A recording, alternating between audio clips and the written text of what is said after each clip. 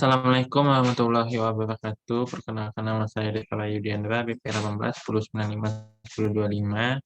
Pada kesempatan kali ini saya akan mempresentasikan materi yang berjudul Redaman dan Diversi pada Sistem Komunikasi Serat Optik. Baiklah, pertama yaitu karakteristik komunikasi serat optik.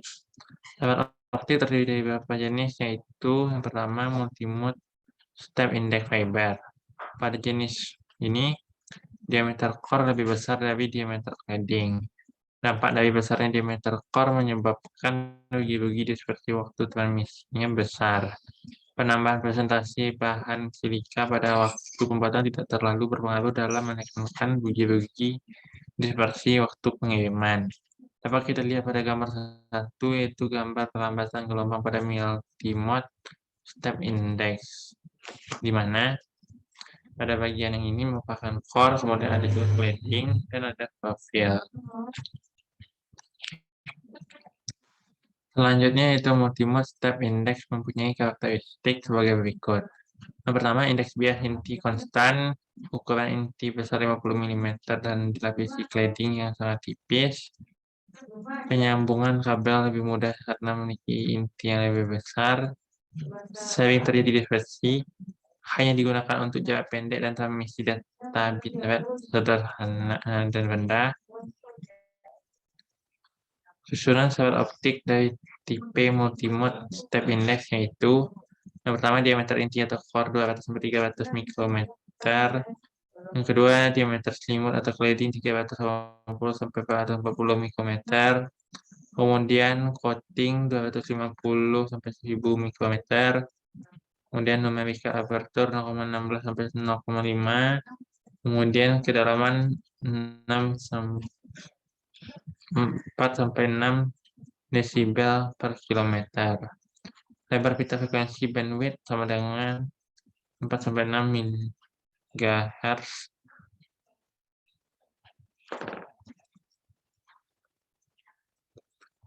Selanjutnya multimode gate index. Pada jenis serat optik multimode gate index ini, core terdiri dari sejumlah lapisan gelas yang memiliki indeks bias yang berbeda.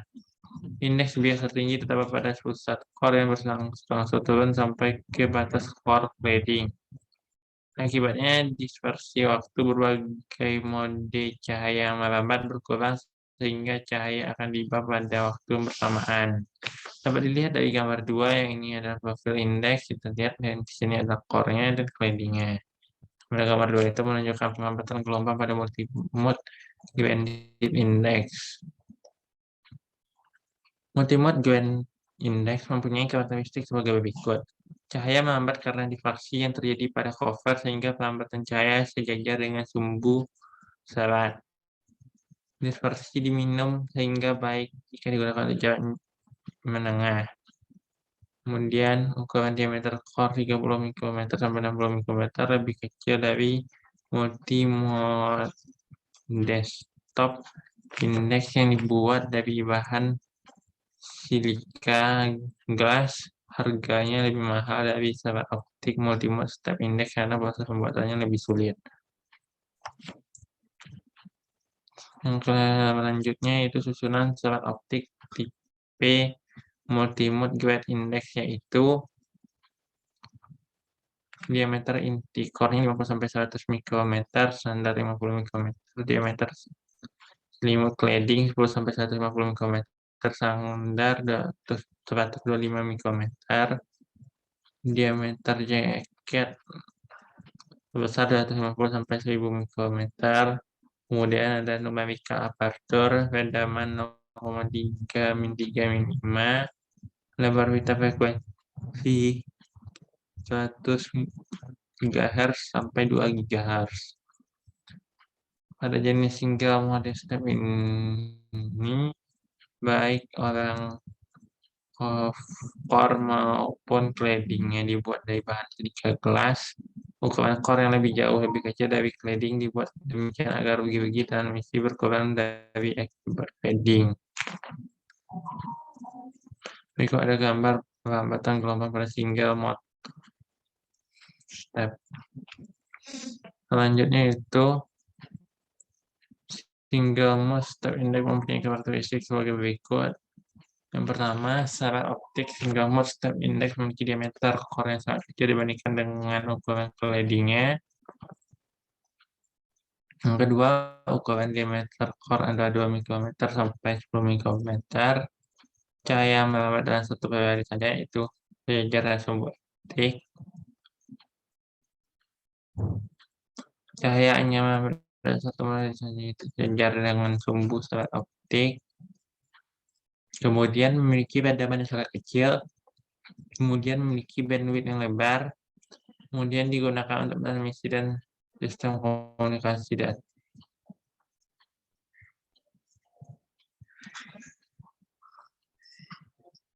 Kemudian memiliki padaman yang sangat kecil, kemudian memiliki bandwidth yang lebar. Selanjutnya digunakan untuk transmisi data dengan bitrate tinggi. Lalu dapat digunakan untuk transmisi jarak dekat, menengah, dan jauh. Susunan dari serat optik tipe single mode yaitu yang pertama diameter inti core 20-10 mikrometer, diameter sliding 50-125 mikrometer, diameter coating 250-1000 mikrometer, di mana numerika aperturnya 0,08 sampai 0,15. Kemudian ada redamannya 0,2 sampai 0,5 dB per kilometer. Kemudian lebar pita frekuensi bandwidth sama dengan 150 MHz. Yang materi selanjutnya itu redaman pada sistem komunikasi serat optik. Tahanan dari konduktor tembaga menyebabkan hilangnya sebagian dari energi listrik yang mengalir dari suatu kabel. Core dari kabel serat optik menyerap sebagian dari energi cahaya. Hal ini dinyatakan dalam redaman kabel. Satuan yang digunakan untuk redaman serat optik adalah dB per kilometer. Redaman tergantung dari beberapa keadaan, tetapi yang utama adalah redaman tergantung pada panjang gelombang dari cahaya yang digunakan. Menurut rekomendasi Fiber Optic Association EIA atau TIA 568, kabel serat optik harus mempunyai koefisien redaman 0,5 desibel per kilometer untuk panjang gelombang 1310 nanometer dan 0,4 desibel per kilometer untuk panjang gelombang 150 nanometer. Tapi besarnya konfrekuensi ini bukan merupakan nilai yang mutlak karena harus mempertimbangkan proses fabrikasi, desain, dan komposisi fiber dan desain kabel. Selanjutnya ada faktor ekstrinsik, di mana faktor ekstrinsik ini dari serat optik yang menyebabkan redaman, yaitu satu, Fresnel reflection terjadi karena cahaya celah udara sehingga cahaya masuk melewati dua interface yang memantulkan, sehingga karena perubahan indeks biasa inti ke udara dan inti lagi. Dua, mode coupling terjadi karena adanya sambungan antara sumber detektor optiknya dengan serat optik. Macroblading yang akan tajam pada sebuah kabel serat optik dapat menyebabkan timbulnya bagi daya yang cukup serius dan lebih jauh lagi kemungkinan terjadinya kerusakan mekanis atau pecahnya serat optik. Bagi daya yang ditimbulkan dengan melengkung sepotong pendek, serat optik boleh jadi lebih besar dari rugi daya total yang timbul pada seluruh kabel serat optik sepanjang 1 km yang dipasang secara normal.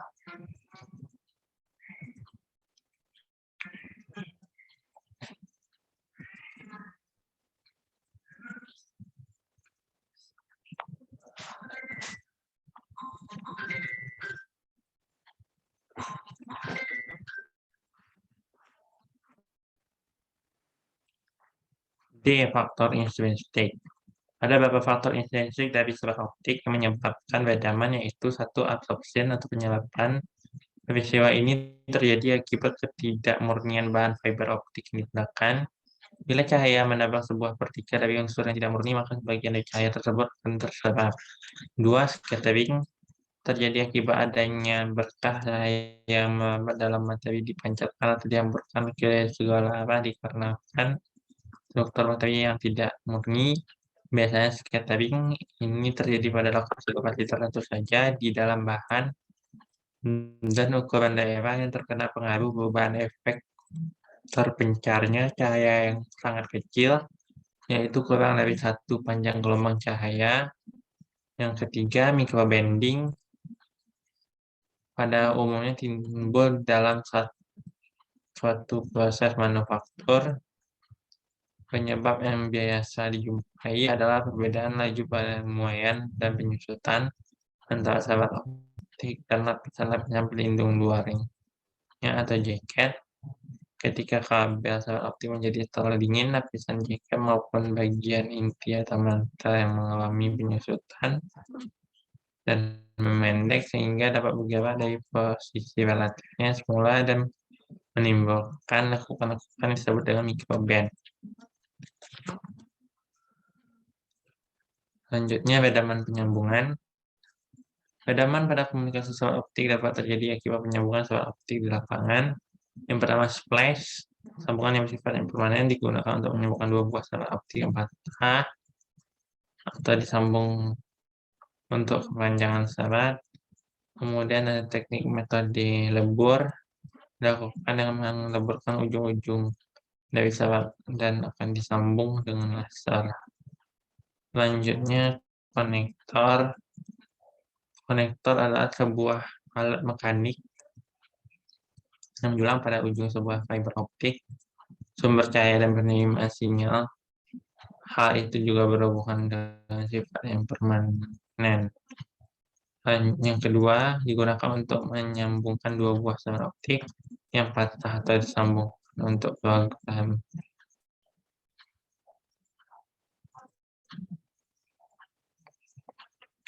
Untuk perpanjangan sabak, kemudian teknik metode lebur dilakukan dengan meleburkan ujung-ujung dari sabak optik yang akan disambungkan dengan laser, kemudian mengizinkan untuk menggabungkan dengan alat yang serupa. Kemudian pemancar atau transmitter mengirimkan informasi secara jelas dari fiber optik melalui sebuah konektor. Konektor harus menyalakan dan menghubungkan cahaya, mudah dipasang maupun dilepaskan dari peralatan. Konektor juga berfungsi untuk menyambung dan menyambung atau memutuskan koneksi. Ada beberapa jenis konektor yang sering digunakan dalam teknologi fiber optik. Yang pertama, bionic. Salah satu konektor yang kali pertama muncul dalam komunikasi fiber optik saat ini sangat jarang digunakan. D4, konektor ini hampir mirip dengan FC, yang berbeda ukurannya saja, perbedaan sekitar 2 mm pada bagian fiturnya. Kemudian FC. FC digunakan untuk kabel single mode dengan akurasi yang sangat tinggi dalam menghubungkan kabel dengan transmitter maupun receiver. Konektor ini menggunakan sistem draft ulir dengan posisi yang bisa diatur sehingga ketika dipasangkan ke perangkat akurasinya tidak akan mudah berubah. Kemudian ada SC digunakan untuk kabel single mode dan bisa dicopot. Konektor ini tidak akan mahal, simpel dan dapat diatur sesuai manual akurasinya dengan perangkat. Kemudian ada SMA. Konektor ini merupakan pendahulu dari konektor STM bersama-sama menggunakan bandwidth-nya dari Telkomsel. Namun seiring dengan berkembangnya ST konektor, maka konektor ini sudah tidak berkembang lagi penggunaannya.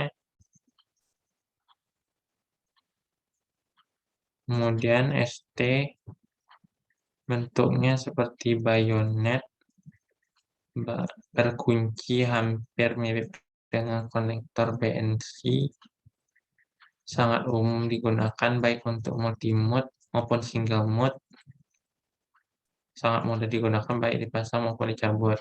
Berikut adalah gambar dari jenis konektor solar optik, di mana yang pertama ini dapat kita lihat SMA, SC, ST, FC atau PC. Sifat-sifat konektor. Sambungan yang sifatnya tidak permanen. Menyambungkan sel optik dengan berangkat agar mudah dilepas dan dipasang. Menggunakan lat yang disebut konektor. Konektor kabel optik terdiri dari 4 jenis konektor model SC dan FC yang dapat disesuaikan dengan jenis perangkat yang digunakan. F. Dispersi sinyal. Dispersi adalah selebaran pulsa yang terjadi ketika sinyal melambat melalui sepanjang saluran optik yang disebabkan oleh keterbatasan material dan efek kimia seperti polarisasi material dan lainnya. Faktor dispersi ini akan mempengaruhi kualitas sinyal yang akan ditransmisikan dalam jaringan. Dispersi akan menyebabkan pulsa-pulsa cahaya memuai dan menjadi lebih besar, sehingga pada akhirnya mengakibatkan pulsa-pulsa tersebut saling tumpang tindih dengan satu sama lain. Jenis dispersi pada serat optik yang disebabkan oleh mekanisme yang berbeda, yaitu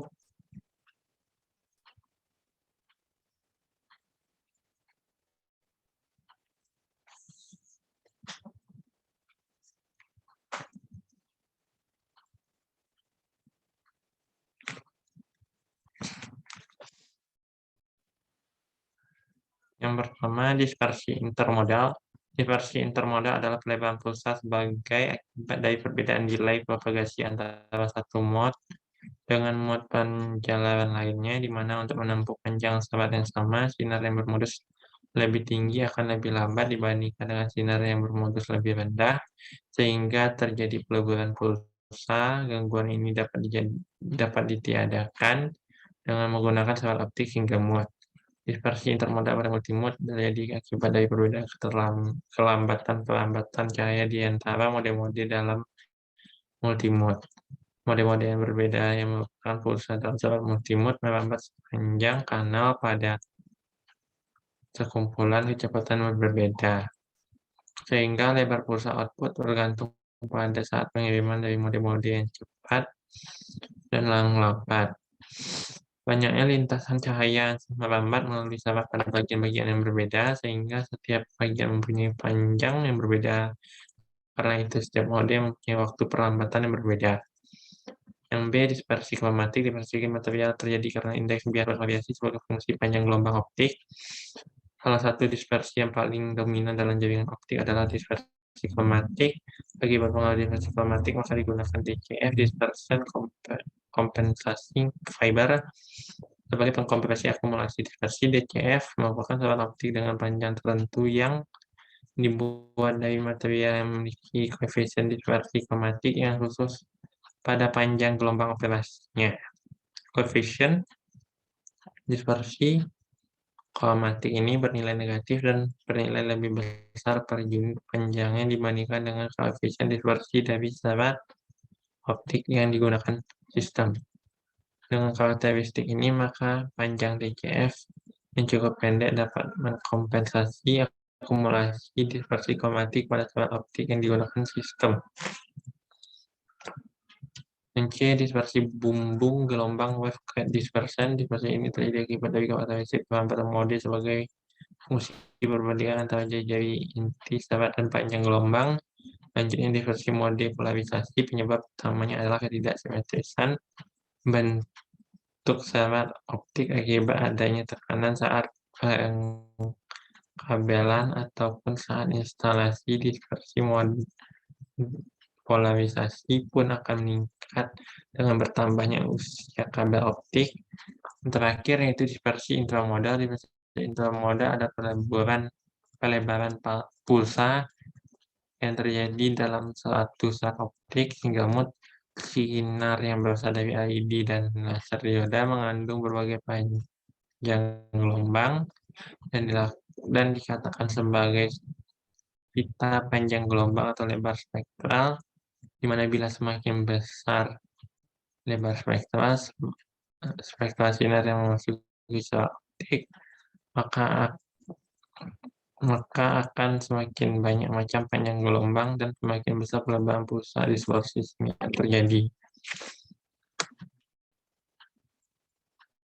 Yang G, hubungan single atau multimode berdampak dengan sistem window dalam transmisi sel optik. Dapat kita lihat pada grafik berikut ini grafiknya. Peredaman fiber saat ini dapat ditampilkan dengan kurva di mana fiber dibagi 3 window atau band.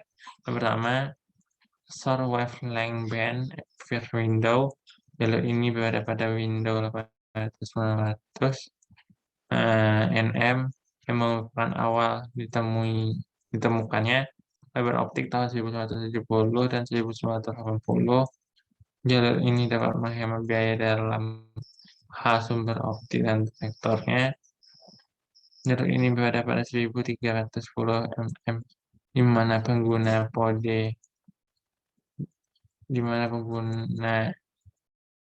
ditemui fiber optik pada tahun 1970 dan 1980-an. Jalur ini dapat menghemat biaya dalam hal sumber optik dan detektornya, kemudian dapat ditinjau dari wavelength band. Jalur ini berada 1310 dimandu pada pertengahan tahun 1980. Pada kondisi ini kondisi 0, biaya sumber dan detektor optik yang lebih mahal, namun peredaman fibernya adalah 64 desibel per kilometer. Selanjutnya ada Tear window long wavelength band. Jalur ini berada pada 1510 nm dan 1600 nm yang mulai digunakan pada tahun 1990-an hingga sekarang dengan peredaman terendah yang berada pada panjang gelombang 1550 nanometer. Sebagai tambahan penguat optik digunakan pada jalur ini, peredaman fiber saat ini dapat ditampilkan dengan kurva di mana fiber dapat dibagi atas 3 window atau band. Di short wavelength band, jalur ini berada pada 800-900 nm yang merupakan awal perhentikan fiber tahun 1970-an dan awal 1980-an. Jalur ini dapat menghemat biaya dalam hal sumber optik dan detektornya.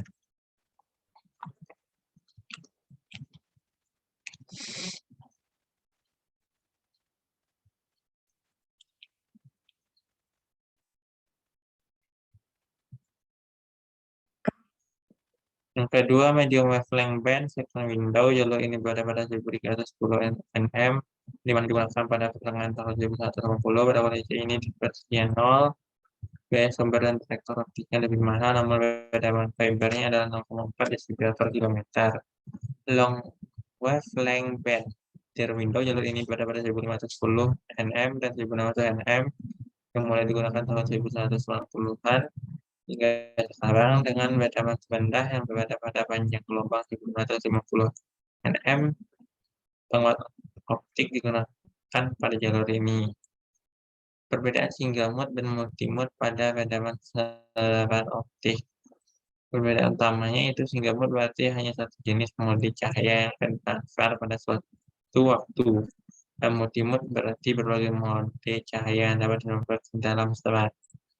Perbedaan lainnya yang pertama harga. Pada kecepatan 1 GB single mode memiliki harga 100 dengan memakai Cisco LC LH SMD 1000 BAS LS LH FFP 131 nm 10 km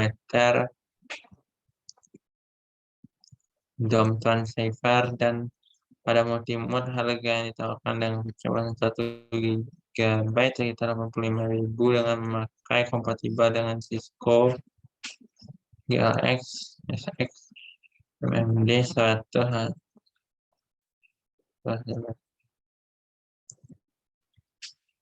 450 nm 550 m dome transceiver. Dua kegunaan dan panjang gelombang. Pesawat multimode terutama menggunakan LED murah dan VC cell karena sumber cahaya yang bekerja pada gelombang 450 nm dan 1310 nm digunakan dalam kabel saat multimode, sedangkan single mode biasa menggunakan diode laser atau laser sebagai sumber cahaya yang bekerja pada 1310 nm dan 1950 nm. Bandwidth single mode dapat membawa data dengan yang cenderung bandwidth yang lebih besar dibanding multimode. Selanjutnya, diameter core. Diameter core pada fiber optik jenis single mode biasanya lebih kecil daripada inti core multimode. Single mode memiliki inti core sekitar 9 mikrometer, dan multimode diameter 50 mikrometer dan 62,5 mikrometer. Yang memungkinkan jenis pada kabel fiber fiber optik ini multimode memiliki kemampuan pengumpulan cahaya lebih tinggi dibandingkan single mode, dan multimode juga dapat menyederhanakan koneksi diameter selongsong lewat single mode dan multimode adalah 125 mikrometer. Kemudian jarak maksimal keunggulan single mode di sini adalah dapat menjangkau lebih jauh, yaitu maksimal jarak jangkauan tanpa data dari fiber optik. Single mode biasanya memiliki jarak maksimal hingga 10.000 meter, sedangkan untuk multimode hanya berkisar antara 300 sampai 400 meter. Kemudian ada syarat single mode VR syarat multimode. Syarat single mode seperti yang sudah diketahui bahwa syarat model tunggal atau single mode cocok untuk aplikasi jarak jauh, sedangkan syarat optik multimode dirancang untuk jarak pendek. Berikut perbedaan dapat kami sajikan untuk Anda. Dapat dilihat berikut ini ada jenis kabel syarat optiknya, jarak kabelnya, di mana syarat model tunggal, syarat multimode dapat kita lihat di sini jaraknya. Dari tabel data kita dapat melihat bahwa jarak syarat mode tunggal jauh lebih panjang daripada kabel syarat multimode pada kecepatan data dari 1G hingga 10G. Tapi syarat multimode OM3, OM4, dan OM5 mendukung kecepatan data yang lebih tinggi. Para syarat optik multimode memiliki ukuran inti yang besar dan mendukung lebih dari satu mode cahaya.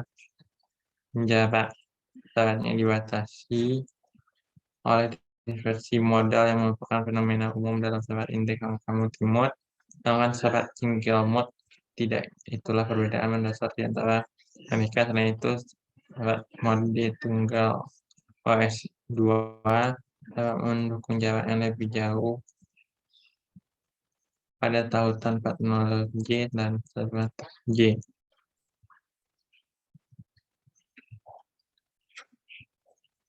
Baiklah, sekian yang dapat saya sampaikan. Apabila ada kata-kata yang salah, mohon dimaafkan. Wabillahi taufiq wal hidayah. Assalamualaikum warahmatullahi wabarakatuh.